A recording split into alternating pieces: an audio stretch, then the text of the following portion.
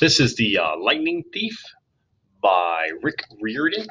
There's Percy Jackson right there. We're going on to chapter 3 now, where we put our little spot there. And it's getting interesting. And this one's called Grover Unexpectedly, which is an adverb ending in ly, loses his pants. Which is weird, I know. Let's find out why it's weird. Let's figure this out here. Confession time. I ditched Grover as soon as we got to the bus terminal. I know, it was rude. But Grover was freaking me out, looking at me like I was dead, muttering something like, why does this always happen? Why does it have to be 6th grade, which most of you guys are in anyhow, right? Whenever he got upset, Grover's bladder acted up, so I wasn't surprised when we got off the bus. He made me promise to wait for him, and then he made a beeline for the restroom. Instead of waiting, I got my suitcase, slipped outside, and caught the first taxi uptown. East 104th at first, I told the driver. See a word about my mother before you meet her. Her name is Sally Jackson. She's the best person in the world, which just proves my theory that the best people have the rottenest luck. Her own parents died in a plane crash when she was 5, and she was raised by an uncle who didn't care much about her. She wanted to be a novelist, so she spent high school working to save enough money for college with a good creative writing program. Then her uncle got cancer, and she quit school her senior year to take care of him. After he died, she was left with no money, no family, and no diploma. The only good break she ever got was meeting my dad. I don't have any memories of him, just this sort of warm glow, maybe, the barest trace of his smile. My mom doesn't like to talk about him because it makes her sad. She has no pictures. See, they weren't married. She told me he was rich and important and the relationship was a secret. Then one day he set sail across the Atlantic on some important journey and he never came back. Lost at sea, my mom said. That's kind of important for later. Not dead, lost at sea. She worked odd jobs, took night classes to get her high school diploma, and raised me on her own. She never complained or got mad, not even once, but I knew I wasn't an easy kid. Finally, she married Gabe Ugliano, who was nice the first 30 seconds we knew him, then showed his true colors as a world-class jerk. When I was young, I nicknamed him Smelly Gabe. I'm sorry, but it is, I think this is a picture of him right here.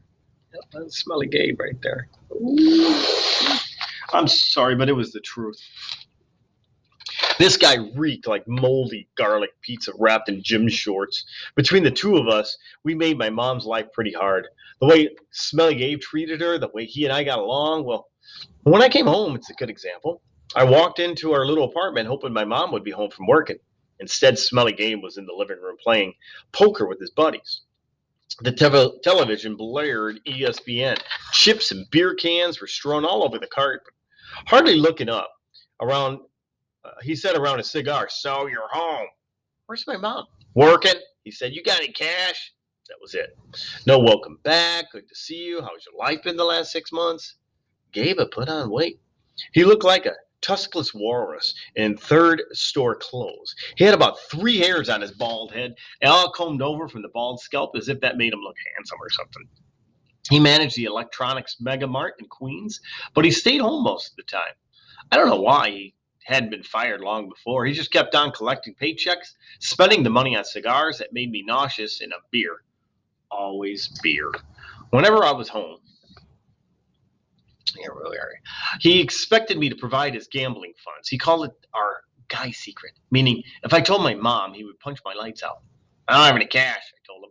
He raised a greasy eyebrow. Gabe could sniff out money like a bloodhound, which was surprising since his own smell could have covered everything else up. You took a taxi from the bus station, he said. Probably paid with a 20. Got $6-7 change. Somebody expects to live under the roof. He ought to carry his own weight. Am I right, Eddie? Eddie, the super of the apartment building, looked at me with a twinge of sympathy. Come on, Gabe. The kid just got here. Am I right? Gabe repeated. Eddie scowled into his bowl of pretzels. The other 2 guys passed gas in harmony. Finally, I said. Fine, I said. I dug a wad of dollars out of my pocket and threw the money on the table. I hope you lose. Your report card came home, brain boy, he shouted. I wouldn't act so snooty. I slammed the door to my room, which really wasn't my room. During school months, it was Gabe's study. He didn't study anything in there but old car magazines, but he loved shoving my stuff in the closet, leaving his muddy boots at the windowsill, and doing his best to make the place smell like his nasty cologne and cigars and stale beer. I dropped my suitcase on the bed. Home sweet home. Gabe's smell was almost worse than the nightmares about Mrs. Dodds, or the sound of that old fruit lady's sneers snipping the yarn. But as soon as I thought about that, my legs felt weak.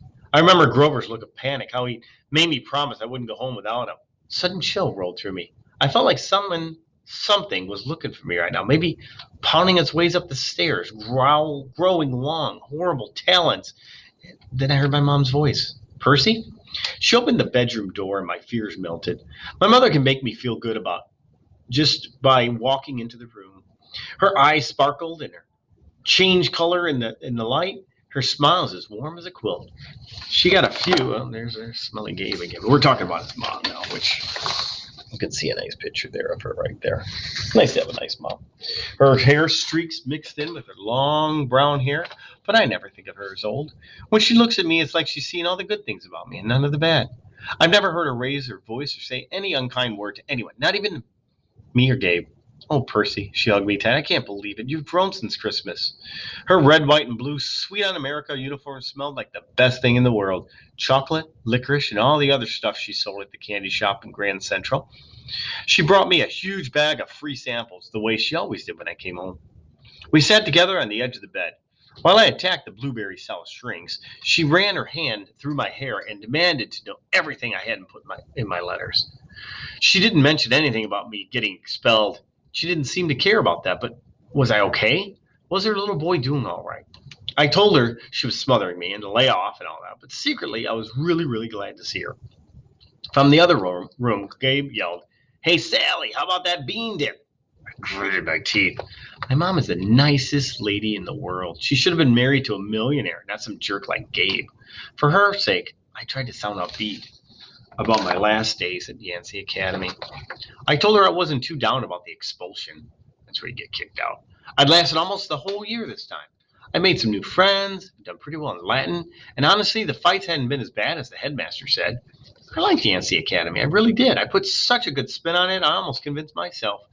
I started choking up thinking about Grover and Mr. Bruner. Even Nancy Bobofit didn't seem so bad until that trip to the museum. What? Her eyes tugged at my conscience, trying to pull out my secrets. Did something scare you? No, Mom.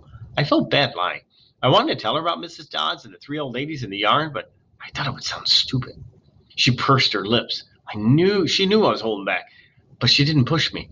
I have a surprise for you. We're going to the beach. My eyes widened. Manitowoc?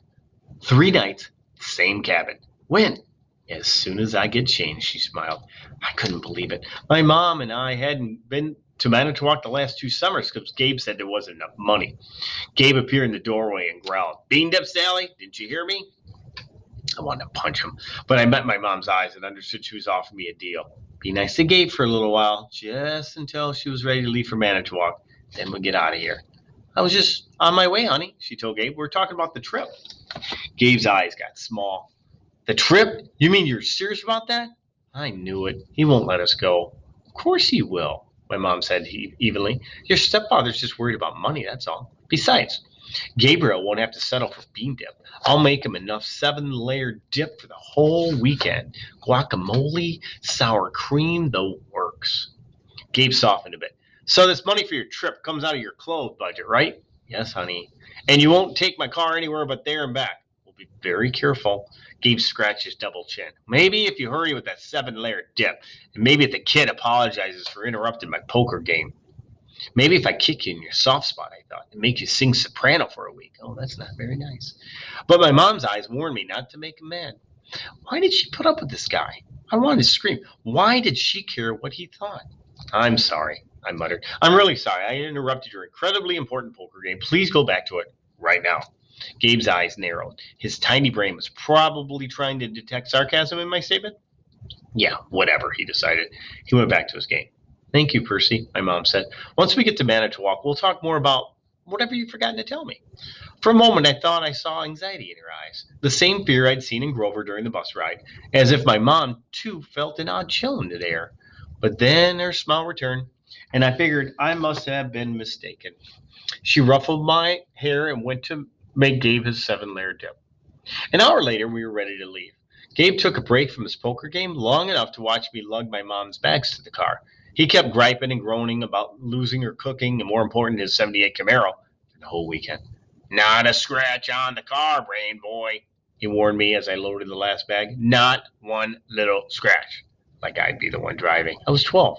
But that didn't matter to Gabe. If a seagull so much as pooped on the paint job, he'd find a way to blame me.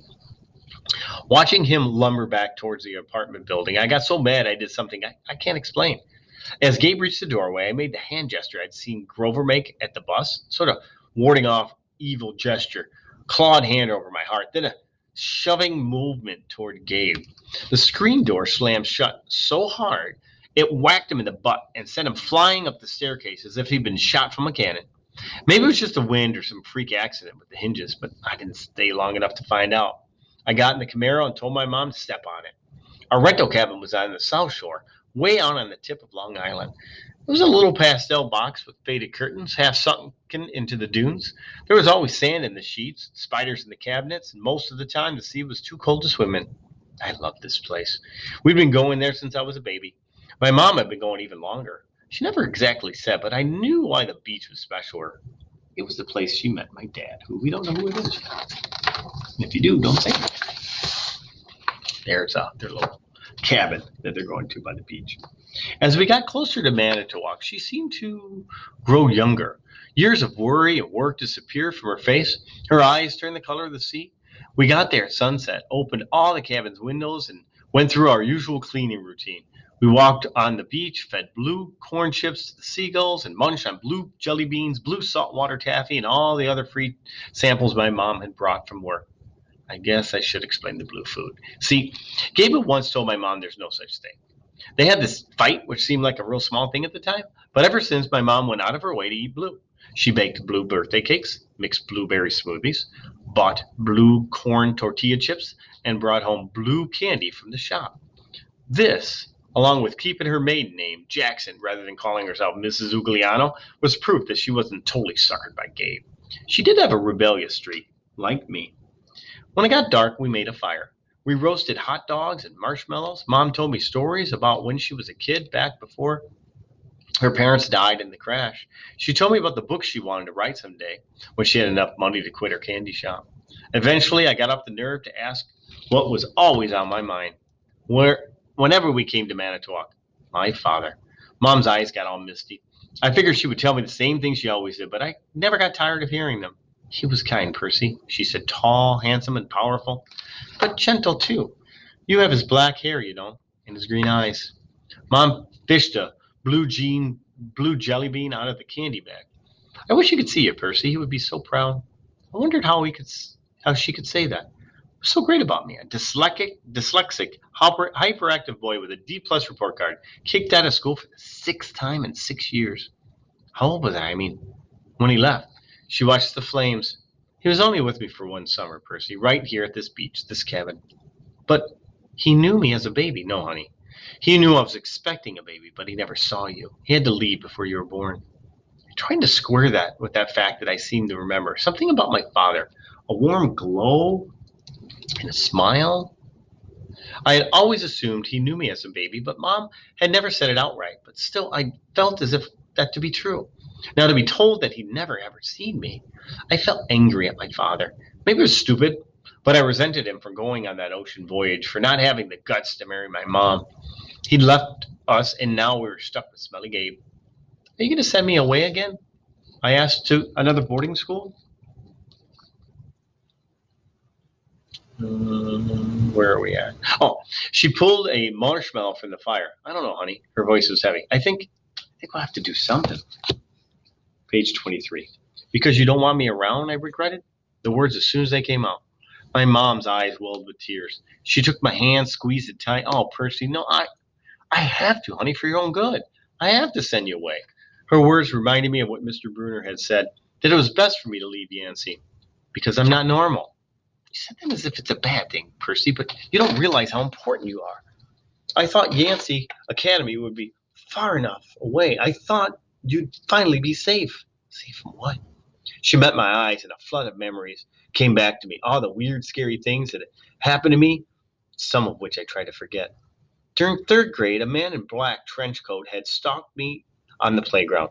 When the teachers threatened to call the police, he went away growling. But no one believed me when I told him that under his broad-brimmed hat, the man had only one eye right in the middle of his head. Before that, a really early memory, I was in preschool and a teacher accidentally put me down for a nap in a cot that a snake had slithered into.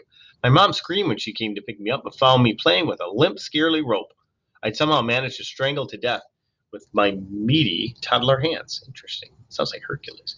In every single school, something creepy had happened, something unsafe, and I was forced to move. I knew I should tell my mom about the old ladies at the fruit stand and Mrs. Dodds at the art museum, about the weird hallucinogen that I had sliced my math teacher into dust with a sword, but I couldn't make myself tell her. I had a strange feeling the news would end our trip to Manitowoc, and I didn't want that. I tried to keep you so close as I could, my mom said. They told me that it was a mistake, but there's only one other option. Percy, the place your father wanted to send you, and I just can't do it. My father wanted me to go to a special school, not a school, a summer camp. My head was spinning. Why would my dad, who hadn't stayed long enough to see me born, talk to my mom about a summer camp? And if it was so important, why hadn't she ever mentioned it before? I'm sorry, Percy, she said, seeing the look in my eyes, but I can't talk about it. I couldn't send you to that place. It might mean saying goodbye to you for good. For good, but only if it's a summer camp. She turned toward the fire, and I knew from her expression that if I asked her any more questions, she would start to cry. That night, I had a vivid dream. I was It was storming on the beach, and two beautiful animals, a white horse and a golden eagle. This stands for something. Were trying to kill each other on the edge of the surf. The eagle swooped down and slashed the horse's muzzle with its huge talons. The horse reared up and kicked at the eagle's wings. As they fought, the ground rumbled, and a monstrous voice chuckled somewhere beneath the earth, goading the animals to fight harder. That's them there on the beach with the fire. Here's the dream that they're talking about up here. It's the last page for this chapter. Got a horse and you got a flying bird. I ran toward them knowing I had to stop them from killing each other, but I was running in slow motion. I knew I would be too late.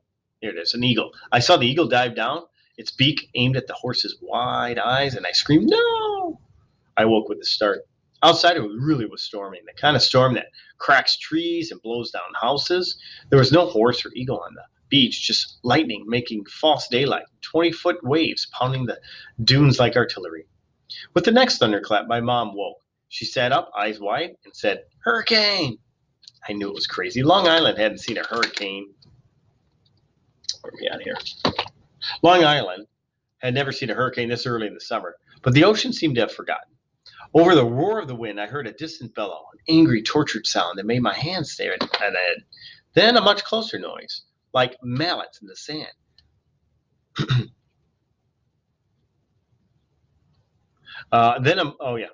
A desperate voice, someone yelling, pounding on our cabin door. My mother sprang out of the bed in her nightgown and threw open the lock. Grover stood framed in the doorway against the backdrop of pounding rain. He wasn't exactly Grover. "Searching all night," he gasped.